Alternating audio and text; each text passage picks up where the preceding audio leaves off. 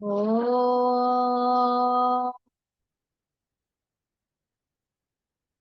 திருமூலரின் திருவடிகளை வணங்கி இந்த வகுப்பை தொடங்குவோம். நம்ம முதலாம் தந்திரம் பார்த்துக்கிட்டு இருக்கோம். முதலாம் தந்திரத்துல இறைவனை அடையக்கூடிய ஒரு வழியா வேள்வி வளர்க்கறத பத்தி திருமூலர் சொல்லியிருந்தாரு. அக்னி காரியம், அதாவது வெளியில நம்ம ஒரு வேள்வி வளர்க்கும் போது அதை பார்த்து பார்த்து நம்ம உடலுக்குள்ளயும் அதே மாதிரி ஒரு அக்னி குண்டம் இருக்கு, அதுல இதே மாதிரி ஒரு வேள்வியை வளர்த்து கீழே இருக்கக்கூடிய அந்த அக்னியை கொண்டு போய் மேல இருக்க அக்னியோட சேர்க்கிறது தான் அந்த வேள்வி நமக்கு சொல்லி கொடுக்கறது அப்படின்னு அந்த வேள்வி வளர்க்கறத பத்தி பார்த்தோம்.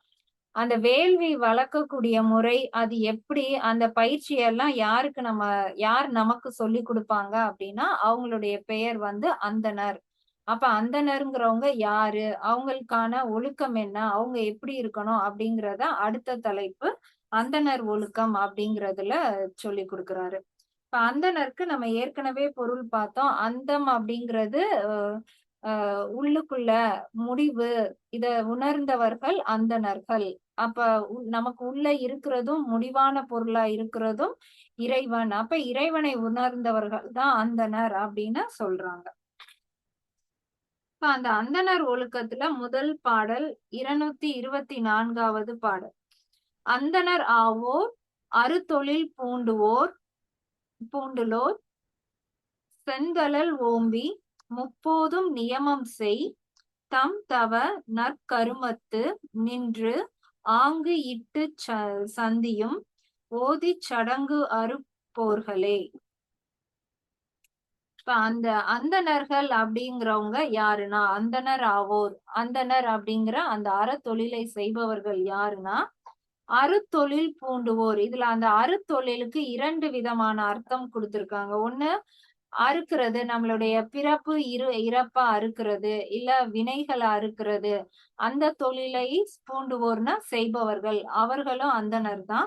அப்படி இல்லைன்னா ஆறு தொழில் அப்படிங்கறதான் அந்தணர் அப்படின்னு கொடுத்திருக்காங்க. அந்தணருக்குரிய அந்த குவாலிபிகேஷன் மாதிரி அவங்களுக்கு வந்து இந்த 6 தொழில் வந்து தெரிந்திருக்கணும். தெரிந்திருந்தாதான் அவங்க அந்தணர் அப்படின்னு 6 தொழில் என்னெல்லாம் சொல்றாங்கன்னா, வேதம் ஓதுதல், வேதத்தை வந்து ஓதக்கூடியவர்களா இருக்கணும் அந்தணர்கள். வேதம் ஓதுவித்தல், அத வந்து நமக்கு ஓதுறதுக்கு சொல்லி கொடுக்க தெரிஞ்சவங்களாகவும் இருக்கணும். நாம படிச்சா மட்டும் போதாது, மற்றவங்களுக்கு அதை சொல்லி கொடுக்கக்கூடிய தகுதி இருக்கணும். வேதம் ஓதுதல், ஓதுவித்தல், இது வந்து அந்தணர்.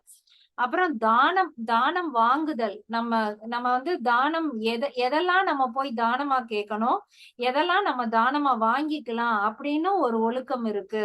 அப்ப அதுபடி தானம் வாங்குறவங்களா இருக்கணும். அடுத்து தானம் வழங்குதல், அவங்க வந்து எதெல்லாம் தானமா கொடுக்கணும் அப்படிங்கறதும் இருக்கு. இப்ப நம்ம ஒரு வேள்வி வளர்க்குறோம் அப்படின்னா ஒரு ஒரு அந்தணரை வந்து அதுக்கு நம்ம கூப்பிடுறோம்னா அவங்களுக்கு நம்ம எது எல்லாம் தானமா குடுக்கணும் அப்படின்னும் இருக்கு. அத மட்டும்தான் அவங்க வாங்கணும். அப்படி நம்ம குடுக்குறது அவங்களுக்கு அளவுக்கு அதிகமா இருந்துச்சுன்னா, அத அவங்க திரும்ப வந்து தானமா வேறவங்களுக்கு குடுக்கணும். அது தானம் வழங்குதல். அப்ப அந்த அந்த தகுதியும் அவங்களுக்கு இருக்கணும். அதுபடிதான் அவங்க இருக்கணும். நம்ம குடுக்குறோம்னு சொல்லிட்டு எல்லாத்தையும் அவங்க வந்து வாங்கி வச்சுக்க கூடாது. அது அந்தணர் ஒழுக்கம் கிடையாது. தானம் வாங்குதல், வழங்குதல் அது என்னன்னு தெரியணும். அப்புறம் வேள்வி செய்தல், ஒரு வேள்விய வந்து எப்படி வளர்க்கிறது அப்படிங்கிறது தெரிஞ்சிருக்கணும். வேள்வி செய்வித்தல், அந்த வேள்விய நாம சொல்லிக் கொடுக்குறவங்க. இப்ப நமக்கு ஒரு அந்தணர் சொல்லிக் கொடுக்குறாங்கன்னா அவருக்கு அந்த வேள்விய வளர்க்க தெரியணும். அந்த வேள்விய நான் எப்படி எனக்குள்ள வளர்க்கறது அப்படின்னு எனக்கு செய்ய வைக்கவும் அவங்களுக்கு வந்து தெரிஞ்சிருக்கணும். இந்த 6 தான் வந்து அந்தணருடைய 6 தொழில்களா கொடுத்திருக்காங்க. வேதம் ஓதுதல், வேதம் ஓதுவித்தல், தானம் வாங்குதல், தானம் வழங்குதல், வேள்வி செய்தல், வேள்வி செய்வித்தல். இந்த 6ம் அந்தணருடைய தொழில்களா சொல்லியிருக்காங்க. இதுதான் அவங்களுடைய தொழில். இதை தாண்டி அவங்களுக்கு வேற எந்த தொழிலுமே கிடையாது. இந்த 6 மட்டும்தான் அவங்க வந்து செய்யணும். இது அறுதொழில் பூண்டுவோர். செந்தமிழ் ஓம்பி முப்போதும் நியமம் செய். செந்தமிழ் ஓம்பி அப்படிங்கிறது இதுக்கு முன்னாடியே அந்த வேள்வினா என்ன ஏது அப்படிங்கிறது இதுக்கு முந்தின பகுதியிலே சொல்லிட்டாங்க. அதுல சொன்னபடி முப்போதும் நியமம் செய், 3 பொழுதும் காலை மதியம், மாலை, இரவு இந்த முப்பொழுது சொல்றோம் இல்லையா? அந்த நாள் ஃபுல்லாமே அவங்க எப்படி இருக்கும்னா, நியமம் செய்யணும். நியமம் அப்படிங்கிறது இப்ப நம்மளுடைய நியமம்னா என்னன்னா, காலையில எந்திரிச்சோம், குளிச்சோம், சாப்பிட்டோம், அப்புறம் சமைச்சோம், ஒரு வாக்கிங் போனோம். இதெல்லாம் நம்மளுடைய நியமம். எந்திரிச்சா சாயந்திரம் வரைக்கும் இதெல்லாம் நமக்கு நியமம். ஒவ்வொருத்தருக்கும் ஒவ்வொரு நியமமா இருக்கும். ஆனா, இந்த அந்தணர்களுக்குன்னு ஒரு நியமம் இருக்கும். அதத்தான் அவங்க முப்பொழுதும் செய்யணும். இப்ப இப்ப நம்ம நெனச்சா நம்ம போய் சினிமாக்கு போறோம், ஒரு ஹோட்டலுக்கு போறோம். அதுவும் நம்மளோட நியமமா நாம வந்து எடுத்துக்கிறோம். ஆனா, அந்தணர்களுக்கு இது மட்டும் தான் அவங்க செய்யணும்னு இருக்கும். அத மட்டும் தான் அவங்க வந்து செய்யணும். அது எப்ப 3 பொழுதுக்குமே அத மட்டும் தான் அவங்க வந்து செய்யணும். தம் தவ நற்கருமத்து நின்று அவங்களுடைய இந்த கருமம் அப்படிங்கிறது அவங்களுடைய செயல்கள். இப்ப என்னுடைய கர்மம் என்ன அப்படின்னா, நான் யோகா கிளாஸ் எடுக்கிறேன். இதுதான் என்னுடைய கர்மம் அப்படின்னா, அவங்களுடைய கர்மம் என்னன்னா, தவம் பண்றது மட்டும் தான் அவங்களுடைய கர்மம். வேற எந்த இதுவுமே கிடையாது. அவங்களுக்கான உணவு கூட அவங்களுக்கு வந்து யாராவது தானமா குடுத்துருவாங்க. அவங்க உட்கார்ந்து தவம் மட்டும் பண்ணா போதும். அதுதான் அவங்களுக்கான கர்மம். அ ந அது நற்கர்மத்துனா, அது வந்து அவங்களுக்கான நல்ல செயல். அந்த ஒரு செயல் மட்டும் தான் அவங்க வந்து செஞ்சே ஆகணும். வேற எதுவுமே செய்ய வேண்டியதில்ல. நின்று ஆங்கு இட்டு இந்த மாதிரி நல்ல தவம் செய்யும்போது, அவங்களுக்கு அந்த தவத்தினுடைய செயலாக அவங்களுக்கு என்ன கிடைக்கும்னா, சந்தியும் ஓதிச் சடங்கு அறுப்போர்களே. சந்தியும் அப்படிங்கிறது சாயந்திர பொழுது அப்படின்னு சொல்றோம்ல. அ அ சந் சந்தி பொழுது, அந்தி மாலை, அதிகாலை, சந்தி வேலை அப்படின்னு சொல்றது எல்லாமே அந்த சாயந்திர பொழுது. அதுவரைக்குமே அவங்க வந்து அவங்களுடைய கர்மத்திலே இருந்து அந்த தவத்தையே செய்து, ஓதிச் சடங்கு அறுப்போர்களே. ஆ அந்த சடங்கு அப்படிங்கிறது அவங்களுக்கான பழக்கவழக்கங்கள். இப்படிதான் இருக்கணும், அப்படிதான் இருக்கணும்னு சொல்லி இருக்கும். அதுபடிதான் அவங்க சாயந்திரம் வரைக்குமே அந்த ஓதல் தொழில செய்து, அப்படி இருப்பவர்கள் தான் வந்து அந்தணர்கள். அவங்க தான் இந்த இந்த தவத்த செய்து வரவங்க தான் அந்தணர்கள் அப்படின்னு சொல்றார். இன்னொருக்க பார்க்கலாம். அந்தணர் என்னும் அறத்தொழிலை செய்பவர்கள் 6 தொழிலான வேதம் ஓதுதல், வேதம் ஓதுவித்தல், தானம் செய்தல், தானம் செய்வித்தல், தானம் வாங்குதல், தானம் வழங்குதல், வேள்வி செய்தல், வேள்வி செய்வித்தல். இந்த 6 தொழில்களையும் செய்பவர்களே அந்தணர்கள். செந்தமிழ் நம்ம இதுக்கு முன்னாடி பார்த்தது போல அந்த வேள்வியை செய்யணும். முப்பொழுதும் செய்யணும். அவங்களுடைய நியமமே அதுவா தான் இருக்கணும். அவங்க அவங்களுடைய கர்மமே தவம் செய்யறது மட்டும் தான் இருக்கணும். அந்த ஒரு தொழில்ல மட்டுமே அவங்க நின்னு செய்யணும். அ சாய் சந்தி பொழுது வரைக்கும் அவங்க அதே ஒரு ஓதல மட்டுமே இருக்கணும். அவங்க தான் வந்து அந்தணர்கள். அப்ப அவங்களுடைய மைண்ட்ல வந்து வேற எந்த திங்கிங்குமே இருக்கக்கூடாது. தவம் செய்றத மட்டுமே தான் அவங்களுடைய அவங்களுடைய நியமமாவே இருக்கணும். அப்படின்னு சொல்லியிருக்காரு. அப்ப அந்தணர் ஒழுக்கத்துல முதல்ல சொல்றது தவம் மட்டுமே அவங்க செய்யணும். 225வது பாடல். வேதாந்தம் கேட்க விருப்போடு முப்பத போதாந்தமான பிரணவத்துள்புக்கு நாதாந்த வேதாந்த போதாந்த நாதனை ஈதாந்தம் எனாது கண்டு இன்புறுவோர்களே.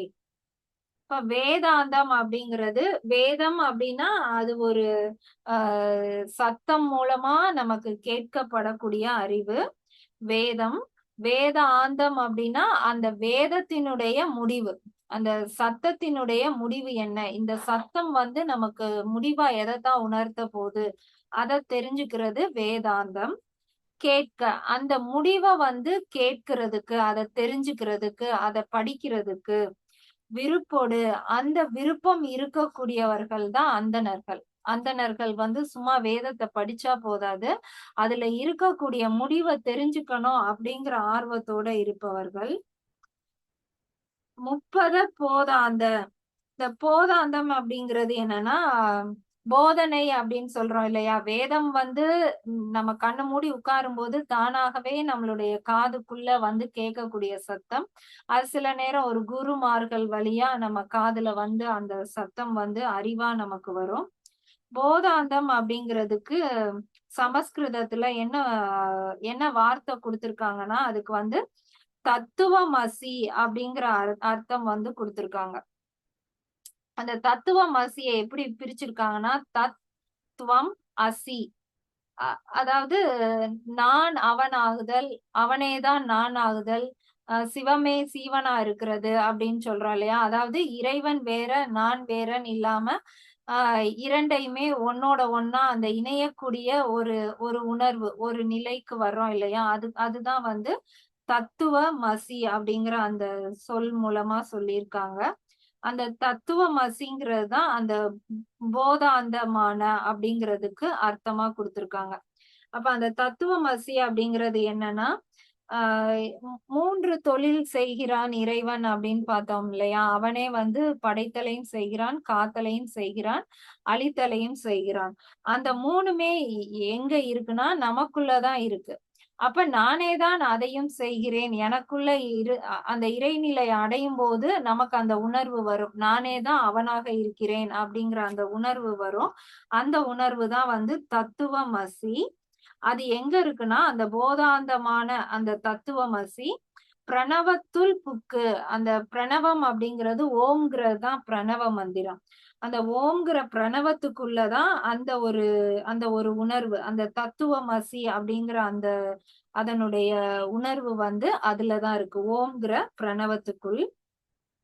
புக்கு அப்படிங்கிறது புகுந்து.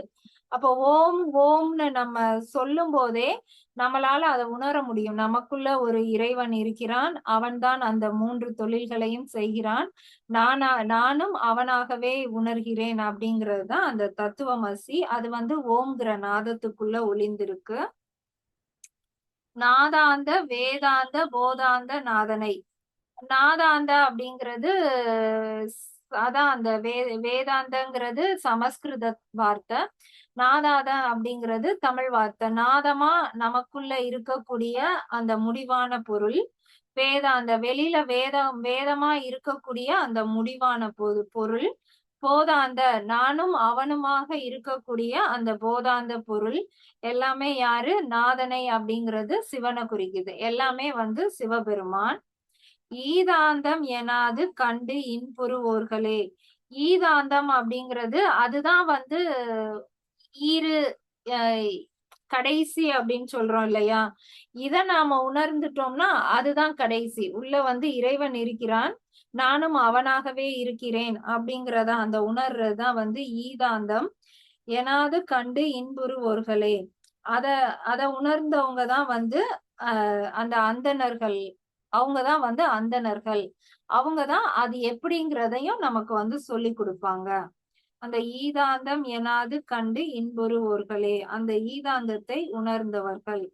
இப்ப இதுல நம்ம என்ன தெரிஞ்சுக்கலாம்னா, அந்த துவைத்தம், அத்வைத்தம் அப்படின்னு சொல்லுவோம் இல்லையா? அத புரிஞ்சுக்கிட்டோம்னா, இந்த ஈதாந்தம் என்ன? அந்த தத்துவமசி என்ன? அப்படின்னு நாம வந்து தெரிஞ்சுக்கலாம். துவைத்தம் அப்படின்னா 2 டுவாலிட்டின்னு சொல்றோம் இல்லையா? 2.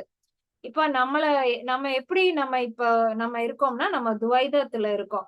நான் இருக்கேன், கடவுள் வந்து கோயில்ல இருக்காருன்னு எடுத்துக்கிட்டாலும் சரி, இல்ல எனக்குள்ள தான் கடவுள் இருக்காரு அப்படின்னு எடுத்துக்கிட்டாலும் சரி, நான் தனியா இருக்கேன், கடவுள் தனியா இருக்காங்க. 2 பேரா நாம வந்து இப்ப இருக்கோம். இது வந்து துவைத்தம். நான் வேறு, கடவுள் வேறுன்னு இருக்கோம். ஒரு நிலையில நம்ம இந்த அந்தணர்கள் எப்படி ஆகுறாங்கன்னா, நானும் அவனும் ஒண்ணு அப்படிங்கிற ஒரு உணர்வுக்கு வர்றாங்க இல்லையா? 2ம் ஒண்ணாகுறது. அது அத்வைத்தம். துவைத்தம்னா 2, அத்வைத்தம் அப்படின்னா 2 அல்ல. அப்ப அது வந்து 1ன்னு நாம எடுத்துக்க கூடாது. அவங்க 2 அல்லன்னு தான் சொன்னாங்க. அப்ப அது 3ஆ இருக்கலாம், 4ஆ இருக்கலாம், 5ஆ இருக்கலாம், இல்ல 1ஆவும் இருக்கலாம். அப்ப இது வந்து ஒரு ஒரு புரிந்தும் புரியாத ஒரு நிலை மாதிரி. 2 அல்ல அப்படிங்கிற ஒரு நிலைக்கு நாம வந்து போவோம். அதுதான் வந்து அத்வைத்தம். அதுதான் அந்த ஈதாந்தம். இரண்டு அல்ல, உள்ள இறைவன் வேறு நான் வேறு அப்படின்னு இரண்டாக அல்ல அப்படிங்கிறத நம்ம புரிஞ்சுக்கிட்டோம் அப்படின்னா அதுதான் அந்தணர். அவங்க இத புரிஞ்சிருக்கணும் அப்படின்னு சொல்றாரு. வேதாந்தத்தை, வேதத்தினுடைய முடிவை கேட்க விரும்பக்கூடியவர்கள் போத அந்தத்தின் அந்த ஓம்கார பிரணவத்தினுள்ளே இருக்கக்கூடிய அந்த தத்துவமசிங்கிற அந்த நானேதான் அவன் அப்படிங்கிற அந்த பொருளை உணர்ந்தவர்கள் நாதத்தின் அந்தமான, வேதத்தின் அந்தமான, போதத்தின் அந்தமான நாதனை நான் வேறு அவன் வேறு அல்ல அப்படிங்கிறதை புரிந்தவர்கள் எனாது கண்டு இன்புறுவோர்களே. அவங்கதான் இந்த அந்தணர்க்குரிய ஒழுக்கத்தில் இருப்பவர்கள். அப்ப இந்த இரண்டாவது பாடல்ல அவர் என்ன சொல்றாரு அப்படின்னா, எல்லாத்துக்குமான முடிவு சிவபெருமான். அவன்தான் நமக்குள்ளேயும் இருக்காரு. நான் வேறு அவன் வேறு அப்படின்னு இல்லாத நிலையில் இருக்கிறார். அடுத்து 226வது பாடல். காயத்திரியை கருது சாவித்ரி ஆயத்தற்கு வப்பர் மந்திரம், ஆயத்தற்கு வப்பர் மந்திரம் ஆங்கு உண்ணி நேயத்தேர் ஏறி நினைவுற்று நேயத்து ஆய் மாயத்துள் தோயா மறையோர்கள் தாமே. இந்த காயத்ரி அப்படிங்கிற மந்திரம் நம்ம எல்லாருமே காலையில வீடுகள்ல கேட்போம். ஒவ்வொரு கடவுளுக்கும் ஒவ்வொரு காயத்ரி மந்திரம் இருக்கும். காயத்ரி அப்படிங்கிறதுக்கு என்ன பொருள்னா, காயம் அப்படிங்கிறது இந்த உடல், திரி அப்படிங்கிறது விளக்குல நம்ம திரி போடுறோம் இல்லையா, ஒரு பஞ்சையோ இல்ல ஒரு 2-3 நூலையோ எடுத்து இப்படி திரிப்போம் கையால, அதை போட்டு செய்யும் போது அது திரிப்போம். அதுதான் திரி. அதுக்கப்புறம் எண்ணெய் ஊத்தி அதுல நாம விளக்கு பொருத்தும் போது அது எரியுது. இப்ப காயத்ரினா என்ன அர்த்தம்னா, இந்த காயத்தையே திரியாக்குறது, இந்த உடலையே ஒரு திரி மாதிரி நினைத்து நம்ம உடலை உருக்கி நாம செய்யக்கூடிய செயல், அதுதான் காயத்ரி. இப்ப காயத்ரி மந்திரம் அப்படின்னு சொல்றது சில மந்திரங்கள் சொல்றது மூலமா நாம இந்த உடலுக்கு பயிற்சி கொடுக்கறது. அதுல வரக்கூடிய சத்தம் காயத்ரி மந்திரம் கரெக்டா உச்சரிக்கணும்பாங்க. ஏன்னா அந்த சொல்ல இவ்வளவு நீட்டி சொல்லும் போது இல்ல அதுல இப்படி இறக்கி சொல்லும் போது அது வரைக்கும் நாம இன்ஹேல்ல இருப்போம். அப்புறம் அதை அப்படியே ரிப்பீட்டடா சொல்லும் போது ஃபாஸ்ட் எக்ஸேலா இருக்கும். இந்த மாதிரி அந்த ஒவ்வொரு ஒலிக்கும் ஏற்ற மாதிரி நம்ம உடல்ல சில மாற்றங்கள் ஏற்படும் போது இந்த உடலையே நாம திரிக்கிறோம், இந்த உடலையே நாம பயிற்சி பண்றோம். அதுதான் அந்த காயத்ரி மந்திரம். காயத்ரியை கருது அப்படின்னா அந்த காயத்ரி மந்திரத்தை சொல்றவங்க. சாவித்ரி அப்படிங்கிறது என்னன்னா, அதுவும் இதே மாதிரியான ஒரு மந்திரம் தான். காலையில சொல்றது காயத்ரி மந்திரம், நடு பகல்ல சொல்றது சாவித்ரி மந்திரம், சாயும் பொழுது சொல்றது, சாயந்திரம் சொல்றது சந்தியாவந்தனம் அப்படிங்கிற இந்த 3 மந்திரங்களுமே நம்ம உடலை திரிக்கக்கூடிய ஒரு பயிற்சி. இப்ப நம்ம விடிய காலம்பர காயத்ரி மந்திரம் சொல்றோம்னா அது நம்ம உடலை வார்ம் அப் பண்ற மாதிரி, எப்படி சூரிய நமஸ்காரம் பண்ணும்போது இந்த உடல் வார்ம் அப் ஆகி எனர்ஜெட்டிக்கா மாறுதோ அந்த மாதிரி காயத்ரி மந்திரம் இருக்கும். சாவித்ரி மந்திரம் அப்படிங்கிறது ஒரு நார்மல் பிரீத்திங் மாதிரி, அந்த பகல் பொழுதுல நமக்கு தேவையான எனர்ஜியை கொடுக்கக்கூடியதா இருக்கும். சந்தியாவந்தனம் அப்படிங்கிறது நம்மளுடைய எனர்ஜியை ஃபுல்லா அப்படியே குறைச்சிட்டு சாயந்தரம் நம்ம தூங்குறதுக்கு ஏத்த மாதிரியான நம்ம உடலை பக்குவப்படுத்துறது சந்தியாவந்தனம். இந்த மாதிரி வேதத்தையே 3 வித பயிற்சிகளா பிரிச்சு அதுக்கு ஏத்த மாதிரி இந்த உடலை மாற்றக்கூடிய பயிற்சி தான் இந்த மந்திரங்கள். அதை தெரிஞ்சிருக்கணும் அந்தணர்களுக்கு, இந்த அறிவு இருக்கணும். காயத்ரியே கருது சாவித்ரி இந்த 3ஐயும் அவங்க தெரிஞ்சிருக்கணும். ஆயதற்கு வப்பர் மந்திரம் ஆங்கு உண்ணி, இந்த மந்திரங்களை ஆய்வு செஞ்சு அதை எப்படி உச்சரிக்கணும். இப்ப நம்மலாம் சும்மா பாடுவோம், அதை தப்பும் தவறுமா பாடுவோம். அது இந்த காயத்துல அந்த மாதிரி மாற்றத்தை ஏற்படுத்துதா ஏற்படுத்தலையா அதெல்லாம் நமக்கு தெரியாது. சில வார்த்தைகளை தப்பாவும் சொல்லுவோம். அதுக்கு நம்மளா ஒரு பொருள் எடுத்துட்டு அப்படியும் உச்சரிப்போம். ஆனா அவங்க வந்து அப்படி இருக்கக்கூடாது. அதை ஆய்வதற்கு வப்பர் மந்திரம் ஆங்கு உண்ணி. அத வந்து சரியான முறையில அத புரிஞ்சு அத உரைப்பவர்கள் தான் அந்தணர்கள். நேயத் தேர் ஏறி நினைவுற்று நேயத்து ஆய். இந்த மாதிரி நாம சரியான முறையில உச்சரிச்சு பழகுன அந்தணர்களால மட்டும்தான் நேயத்தேர் அப்படிங்கிறது, நேயம் அப்படின்னா அன்பு, காதல் அந்த மாதிரி. அவங்களுக்கு தான் என்ன கிட்டும்னா, அந்த ஒரு அன்பான தேர்ல ஏறி நினைவுற்று அவங்களுடைய அந்த நினைவு முழுவதும் அந்த இறைநிலையில அந்த சிவனோடையே உற்று நேயத்து ஆய். அவங்கதான் அந்த சிவத்தோடையே பொருந்துவாங்க. இப்ப நமக்குள்ள இருக்கக்கூடிய சிவனை வந்து நம்ம இந்த காயத்ரி மந்திரம், சாவித்திரி மந்திரம் இதெல்லாம் சரியான முறையில உச்சரிக்கும் போது அவங்க வந்து அன்பான ஒரு தேர்ல ஏறி அந்த இறை சிந்தனையோட நமக்கு உள்ள இருக்கக்கூடிய அந்த சிவனை போய் அடைய முடியும். அதாவது காயத்ரி மந்திரத்தை அந்தணர்கள் கரெக்டா உச்சரிக்கணும் அப்படிங்கிறத சொல்ல வர்றார். அப்படி போய் அவங்க சிவனை அடைந்தாங்கன்னா அவங்களுக்கு என்ன ஆகும்? மாயத்துள் தோய.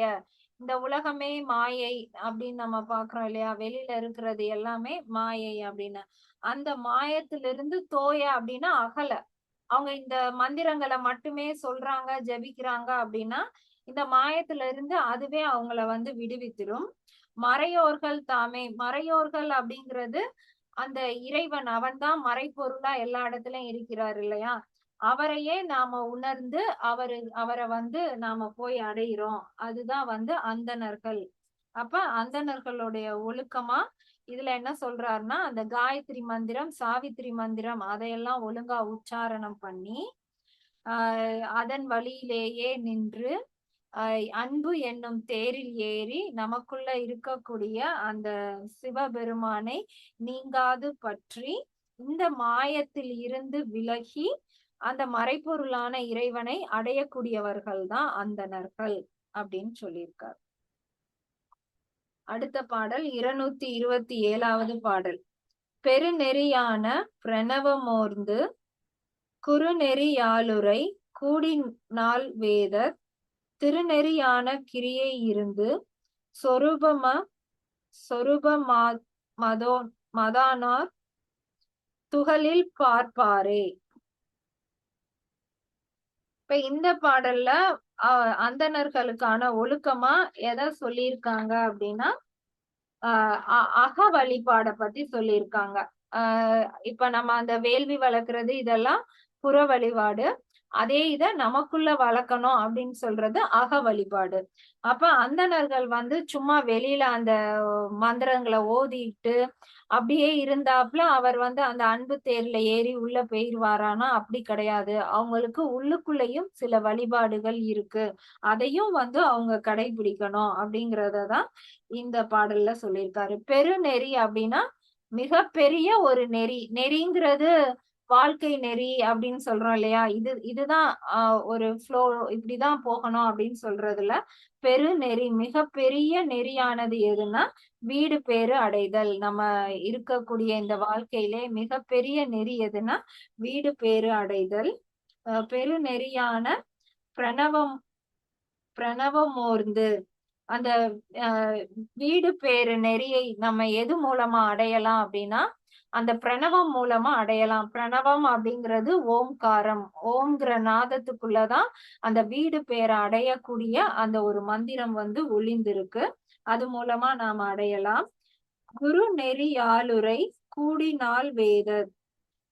அந்த அந்த பெருநெறிய நாம எப்படி தெரிஞ்சுக்கலாம்னா, ஒரு குருவினுடைய உபதேசத்தை வந்து நமக்கு கிடைக்கும் போது நம்ம அந்த அந்த நெறிக்கு நாம எப்படி போறது, அந்த ஓம்ங்கிற நாதத்துல என்ன இருக்கு அப்படிங்கிறத ஒரு குரு உபதேசம் மூலமா தெரிஞ்சுக்கலாம். திருநெறியான கிரியை இருந்து. திருநெறி அப்படின்னா இருக்கிற நெறியில பெரிய நெறி அதுதான். திருநெறி அப்படின்னா திருநாளே சிவன் சம்பந்தப்பட்டது, ஒரு உயர்ந்த சொல் அப்படிங்கிறதுதான். அப்ப அந்த திருநெறி அப்படிங்கிறதும் நம்ம செய்யக்கூடிய பல செயல்கள்ல அந்த இறைவனை அடையக்கூடிய அந்த திருநெறி தான் வந்து திருநெறியான கிரியையில் இருந்து, அதுதான் வந்து மிகப்பெரிய செயல். அதிலிருந்து சொரூபத்தானோர் துகளில் பார்ப்பாரே, அந்த நெறியிலே இருக்கிறவங்களால அவங்களுக்குள்ள அந்த சொரூபமான அந்த இறைநிலைய வந்து பார்க்க முடியும். இந்த சொரூபம் அப்படிங்கிறது நம்ம ஏற்கனவே பொருள் பார்த்தோம். அருவநிலை, உருவநிலை, அருவுருவ நிலை. அருவம் அப்படின்னா உருவமற்ற நிலை. அருவுருவம்னா பாதி உருவம், பாதி உருவமற்ற நிலை. உருவம்னா முழு உருவ நிலை. இந்த மூன்றுலயுமே இல்லாத ஒரு நிலைதான் சொரூப நிலை. அப்ப நம்மளால அந்த நிலை எப்படி இருந்துச்சுன்னு நம்மளால வெளியில சொல்ல முடியாது. இறைவன் வந்து எனக்கு எப்படி காட்சி அளித்தார் அப்படிங்கிறத எனக்கு மட்டுமே தான் புரிஞ்சுக்க முடியும். அத என்னால வெளியில சொல்ல முடியாத ஒரு நிலை இருக்கு இல்லையா? அதுதான் வந்து சொரூப நிலை. அப்ப இந்த குரு உபதேசத்தின்படி அவங்களுடைய அந்த நெறியிலே இருக்கிறவங்களால உள்ள இருக்கக்கூடிய இறைவனை சொரூப நிலையா அவங்களால பார்க்க முடியும். அதுதான் வந்து அக வழிபாடு. வெளியில போய் நம்ம உருவ வழிபாட்டுல இறைவனை தேடுறதோ வைக்கிறதோ அவசியமே கிடையாது. அவங்களுக்கு உள்ள இருக்கக்கூடிய இறைவனை சொரூப நிலையில பார்த்து உணர்றணும். அதுதான் வந்து அந்தணர்கள் அவங்களுக்கான ஒழுக்கம். அந்த மாதிரி சொரூப நிலையில் பார்க்கிறவங்க துகில் பார்ப்பாரை, துகளில் பார்ப்பாரை. இதுல அந்த துகள் அப்படிங்கிறது குற்றம். எந்த குற்றமும் இல்லாம பார்ப்பவர்கள் அவங்கதான் அந்தணர்கள். அப்ப இறைவனை வந்து சொரூப நிலையா அக வழிபாடு செஞ்சு உள்ள பார்க்கணும் அப்படிங்கிறாரு. அதுதான் வீடு பேறு அடையறதுக்கான மிகப்பெரிய நெறி. அது ஓம்ங்கிற நாதத்துல இருக்கு. அது முறையான ஒரு குரு உபதேசம் பெற்று அந்த அந்தணர்கள் தெரிஞ்சுக்கிட்டு அதுபடி அவங்களுக்கு உள்ள இருக்கக்கூடிய அந்த சொரூப நிலையான இறைவனை பார்க்கறத மட்டுமே அவங்களுடைய கிரியைகளா வச்சிருந்தா அவங்கதான் அந்தணர்கள். அடுத்து 228வது பாடல். சத்தியம் மும்தவம் தான் அவன் ஆதலும் எய்த்தகும் இந்தியம் ஈட்டியே வாட்டலும் ஒத்த உயிர்கள் உண்டாய் உணர்வுற்று பெத்தம் அறுத்தலும் ஆகும் பிரம்மமே. இப்ப இதுல அடுத்து அவருடைய தகுதியா அந்தணருக்குரிய தகுதியா எதை பத்தி சொல்றாருன்னா இந்தியம் அப்படின்னு போட்டிருக்கு இல்லையா? அது வந்து இந்திரியம். இந்திரியத்தை தான் இந்தியம்னு கொடுத்திருக்காங்க. இந்திரியம்னா என்னன்னா எந்திரங்கள், மிஷின்ஸ், இயந்திரம் அப்படின்னு சொல்றோம் இல்லையா? அதனுடைய இந்த இந்திரியத்தோட திரிபு தான் அந்த இயந்திரம். அது எல்லாமே. அப்ப நம்ம உடல்ல இருக்கக்கூடிய இந்திரியங்கள் என்னென்ன அப்படின்னா நம்மளுடைய கண், காது, மூக்கு, நாக்கு, சருமம் 5 தொழில்களை செய்யக்கூடிய 5 விதமான மிஷின். இந்த 5 தான் வந்து இந்திரியங்கள். அது எப்படி இருக்கணும், ஒரு அந்தணருக்கு இந்திரியங்கள் எப்படி இருக்கணும் அப்படிங்கிறத சொல்றார். சத்தியமும் தவமும் தான். சத்தியம் அப்படிங்கிறது உண்மை. உண்மைன்னா இங்க யார குறிக்குதுன்னா சிவபெருமான். உண்மையான மெய்ப்பொருள் யாரு? சிவபெருமான். சத்தியமும் தவமும் தான். அந்த அந்த மெய்ப்பொருளை வந்து தன் தவத்தால் உணர்ந்தவர்கள். சத்தியமும் தவமும் தான். அந்த மெய்யான பொருளை தன் தவத்தால் உணர்ந்தவர்கள். அவன் ஆதலும், அதை உணர்ந்துட்டோம்னா அவனும் நானும் ஒன்றாகிறது.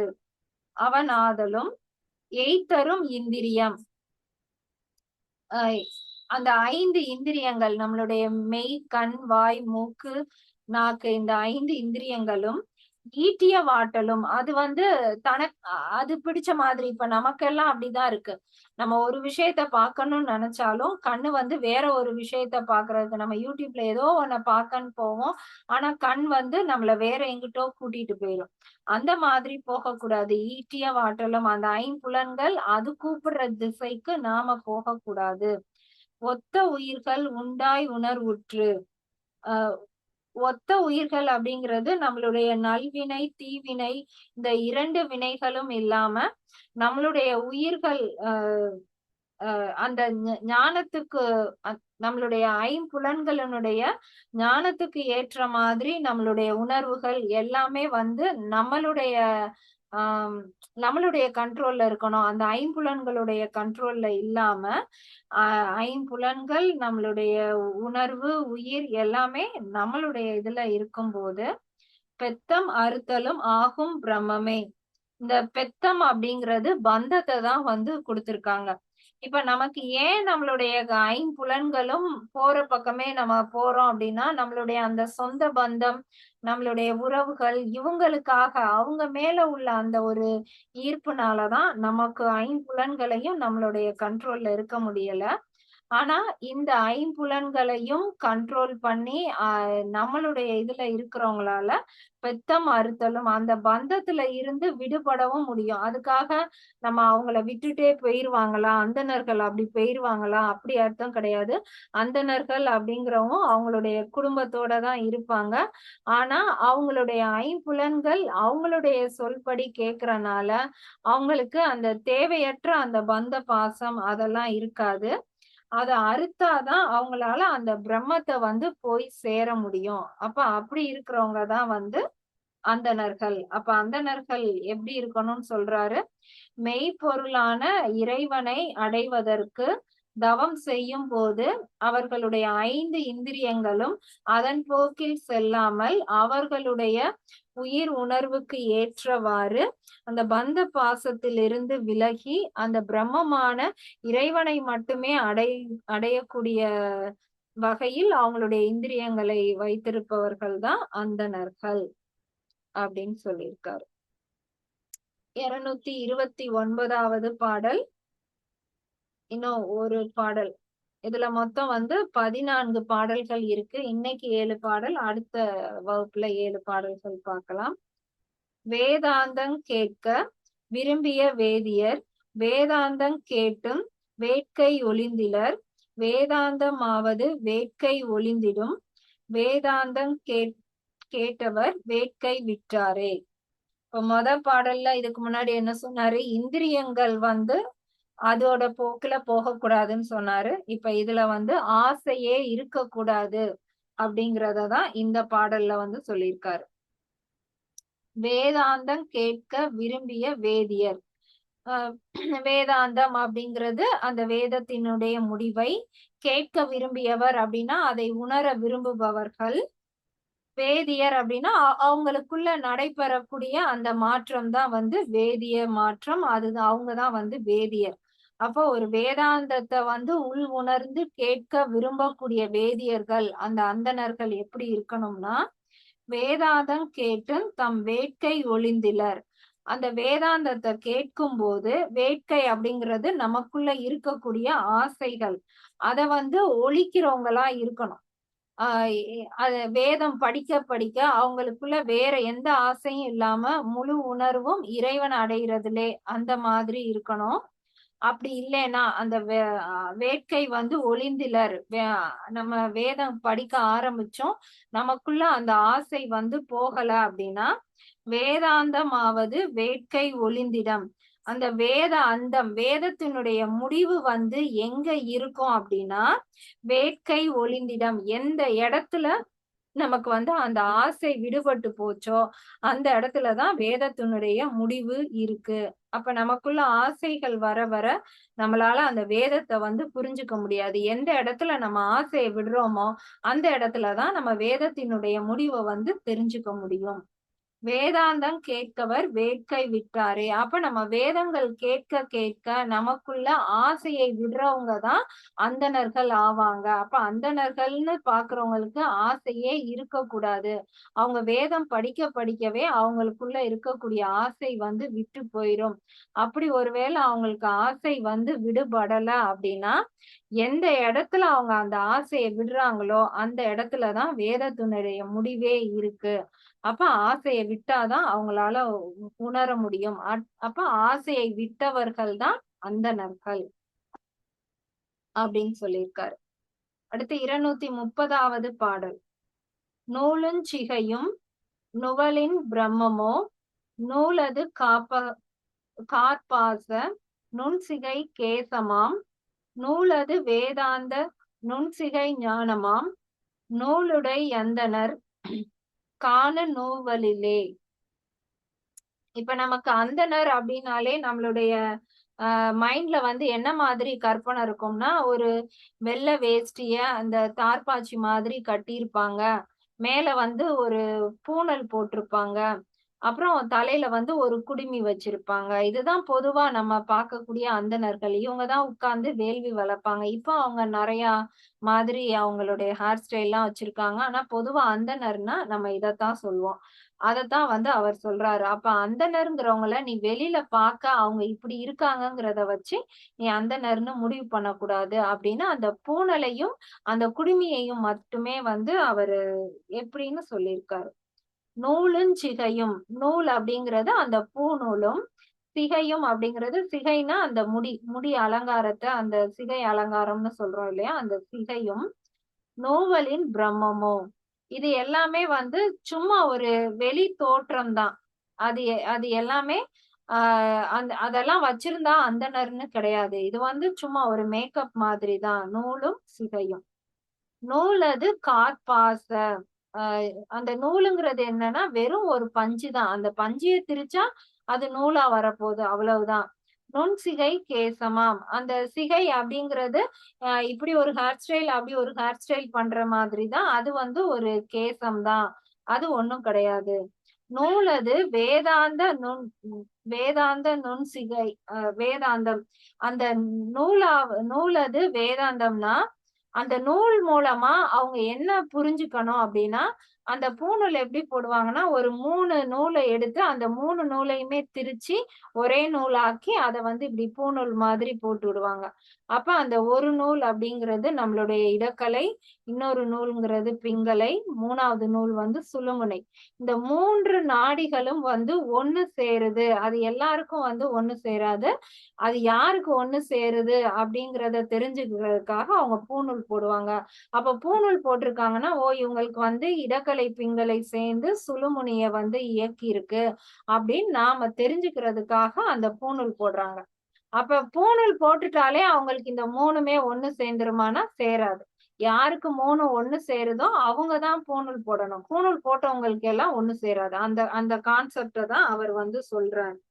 அந்த நூல் அது வேதாந்தம். வேதத்தின் முடிவு வந்து அந்த நூல்ல வந்து நம்ம காட்டுறோம்னா, அவங்களுக்கு உடலுக்குள்ள அந்த மாற்றம் வந்து நடந்திருக்கணும்.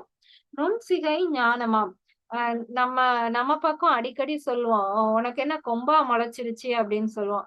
அந்த கொம்பு அப்படிங்கிறது கற்பனையா இந்த இடத்துல ஒரு கொம்பு முளைச்சா எப்படி இருக்கும்? நமக்கு அந்த ஞானத்தினுடைய தோற்றம். ஒரு அறிவு வந்துருச்சு அப்படின்னா, அ அ நம்ம கேலி பண்ணுவோம் இல்லையா? அப்படியே மூளை வெளியில வரைக்கும் உனக்கு வருது, அப்படி பேசுற அப்படிலாம் சொல்றோம். அப்ப அந்த ஒரு ஞானம் வந்து வெளியில ஒரு கொம்பு மாதிரி வந்தா எப்படி இருக்கும்? அதுதான் வந்து என்ன கொம்பா முளைச்சிருச்சு அப்படின்னு சொல்றோம். ஆ அது மாதிரி அவங்களுக்கு வந்து அந்த ஞானம் வந்து பயங்கரமா வந்துருச்சு அப்படிங்கிறத காட்டுறதுக்காக எல்லா பக்கமும் முடிய எடுத்துட்டு, அந்த நம்ம கொம்புன்னு சொல்ற இடத்துல மட்டும் அவங்க அந்த முடிய நிப்பாட்டி வச்சிருக்காங்க அப்படின்னா, அவங்களுக்கு அந்த இடத்துல வந்து ஞானம் வந்துருச்சு அப்படிங்கிறத அவங்களுக்கு சொல்றதுக்காக அந்த மாதிரியான ஒரு குடுமி வைக்கக்கூடிய பழக்கம் இருந்திருக்கு. அப்ப நம்ம இப்ப அப்படி குடுமி வச்சுக்கிட்டோம்னா உள்ள ஞானம் வருமானா? கிடையாது. ஞானம் வந்துருச்சு அப்படிங்கிறதுக்காக அவங்க அந்த மாதிரி ஒரு குடுமிய வச்சு காட்டுறாங்களே ஒழிய, பூணல் போட்டதுனாலயும், குடுமி வச்சதுனாலயும் அவங்களுக்கு வேதத்தின் அந்தத்தையும், ஞானத்தின் முதிர்ச்சியையும் அவங்க கண்டுட்டதா அர்த்தம் கிடையாது. அப்ப வெளி தோற்றத்த வச்சு நீங்க ஏமாறக்கூடாது. உண்மையிலே அந்த ஞானமும், வேதமும் தெரிந்தவர்கள் தான் அந்தணர்கள். நூலுடை அந்தணர் காணு நுவலிலே. ஆ அந்த மாதிரி பூணில அ அணிந்தவங்க உள்ள இருக்கக்கூடிய அந்த ஞானத்தை உணர்ந்தால் மட்டுமே தான் அவங்க வந்து அந்தணர்கள் ஆவார்கள் அப்படின்னு குடுத்திருக்காரு. ஆக நம்ம இன்னைக்கு வந்து 7 பாடல்கள் வரைக்கும் பார்த்திருக்கோம். முதல் பாடல்ல என்ன சொல்லியிருக்காருன்னா, அந்தணர் அப்படிங்கிறவங்க ஒரு 6 தொழில செய்றவங்க. இல்ல இந்த பிறப்பு, அறுப்பு பிறப்பு, இறப்ப அறுக்கக்கூடிய தொழில செய்றவங்க தான் வந்து அந்தணர்களா இருக்கணும். 2வது தகுதி என்னன்னா, அவங்க வந்து அந்த அ 2வது பாடல்ல அந்த வேதத்தின் அந்தத்தை, அந்த ஓம்ங்கிற பிரணவ மந்திரத்துக்குள்ள இருக்கக்கூடிய அந்த பொருளை உணர்ந்தவர்களா இருக்கணும். 3வது அந்த காயத்ரி மந்திரம், சாவித்திரி மந்திரம் அதெல்லாம் உச்சரிக்கிறது எப்படி? அப்படிங்கிற அந்த ஒரு நுணுக்கத்தை தெரிந்தவர்களா இருக்கணும். 3 நேரமும் அதே இதையே தொழிலாக இருக்கக்கூடியவர்களா இருக்கணும். 4வது பாடல்கள்ல அக வழிபாடு தான் ரொம்ப முக்கியம். உள்ள இருக்கக்கூடிய அந்த சொரூப நிலைய பார்க்கிறது ரொம்ப முக்கியம். அது 4வது தகுதியா சொல்லியிருக்காரு. 5வது தகுதி இந்திரியங்கள் அதனுடைய போக்கில் போக விடாமல் உள் கொண்டு போய் இறைவன் அடையக்கூடியவர்கள் அந்தணர்கள். 6வது பாடல்ல ஆஹ் ஆசையை விடக்கூடிய அந்த தகுதி வந்து அவங்களுக்கு இருக்கணும். வேதம் படிக்க படிக்க ஆசைகளை விடணும். 7வது பாடல்ல நூலும் குடுமியும் பூணூலும் குடுமியும் மட்டும் வச்சிட்டாப்ல அவங்க வந்து அந்தணர்கள் கிடையாது. அவங்களுக்கு அந்த 3 நாடியையும் இயக்கக்கூடிய சூக்ஷ்மம் தெரிஞ்சிருக்கணும். அவங்களுக்கு உண்மையான அந்த ஞானம் வந்து வெளிப்பட்டிருக்கணும். அவங்கதான் அந்தணர்கள் அப்படின்னு 7 பாடல்கள்ல 7 விதமான தகுதிய வந்து சொல்லியிருக்காங்க. மீதி 7 பாடல்கள் நாம அடுத்த வகுப்புல பார்க்கலாம். இதுல எதுவும் சந்தேகம் இருந்தா கேட்கலாம். ஏன் இப்ப இது அதுல காயத்ரி மந்திரம், சாவித்ரி மந்திரம், சந்தியா கால மந்திரம் அப்படின்னு சொன்னீங்க. சந்தியா அது எல்லாம் வந்தனம் வேற. சந்தியா வந்தனமா எல்லாமே அது ஒண்ணா வேற வேறவா? எல்லாமே மந்திரம் தான். ஆனா ஒன்னொன்னும் ஒவ்வொரு விதமான பயிற்சி. இப்ப நம்ம யோகா கிளாஸ்ல காலையில யோகா செய்யும்போது இந்த 108 சூரிய நமஸ்காரம் இதெல்லாம் நம்ம ஏர்லி மார்னிங் செஷன் தான் வைப்போம். அப்ப வந்து நம்மள சுத்தி இருக்கக்கூடிய கிளைமேட் வந்து கொஞ்சம் நீர் பதமா குளு குளுன்னு இருக்கும். அப்ப அதுக்கு ஏத்த மாதிரி நம்மள உடலை சூடாக்குற மாதிரி நம்ம பயிற்சி செய்யறோம் இல்லையா? இப்ப அதே இது சாயந்தரம் செஷன்ல நம்ம சூரிய நமஸ்காரம் எல்லாம் செய்ய மாட்டோம். நல்லா பிரீத் இன் பிரீத் அவுட் செய்யற மாதிரி இருப்போம். அப்பதான் அப்படியே அந்த செஷன் முடியவும் அப்படியே நாம ரிலாக்ஸா எந்த சிந்தனையும் இல்லாம தூங்குவோம். 2க்கும் வித்தியாசம் இருக்கு இல்லையா? அப்ப பாக்குறதுக்கு எல்லாம் ஒரே மாதிரியான மந்திரமா தான் இருக்கும். ஆனா காயத்ரி மந்திரம் நம்ம காலையில சொல்லும்போது நம்ம உடல்ல வார்ம் அப் பண்ணி அன்னைக்கு தேவையான எனர்ஜிய குடுக்குற மாதிரி இருக்கும். சந்தியா வந்தனம் அப்படிங்கிறது க சாயந்தரம் நேரம் சொல்லி நம்ம உடல குளிர்ச்சி பண்ணி ரிலாக்ஸா எந்த சிந்தனையும் இல்லாம தூங்குற மாதிரி இருக்கும். இது நடுவுல உள்ளது வந்து சாவித்திரி மந்திரம். அது இப்படியும் இல்லாம, அப்படியும் இல்லாம, அன்னைக்கு நாள் நம்ம எப்படி வந்து நிதானமா, தெளிவா நம்ம வேலை பார்க்கணும். அதுக்கு என்ன மாதிரியான எனர்ஜி நமக்கு தேவை அப்படிங்கிற மாதிரி அந்த மந்திரம் வந்து இருக்கும். அத ஓகே. நம்ம உச்சரிக்கலாம், இல்ல கேட்கலாம். 2மே ஒண்ணுதான். நம்ம இப்ப ஓம் சாண்ட் பண்ணும்போது நம்ம உடல்ல ஒரு மாற்றம் ஏற்படும். அதே இது வெளியில ஓம்ங்கிறது காது மூலமா நமக்குள்ள போகும்போதும் ஒரு மாற்றம் ஏற்படும். அப்ப நமக்கு இந்த மந்திரம்லாம் மனப்பாடம் ஆகல, சொல்ல தெரியலைனாலும் பரவால்ல. அது தனியா பாடிக்கிட்டே இருந்தாலே காது மூலமா போயி நமக்கு உடலுக்குள்ள அந்த மாற்றத்த வந்து ஏற்படுத்தும். Okay Priya. Okay Priya. Okay.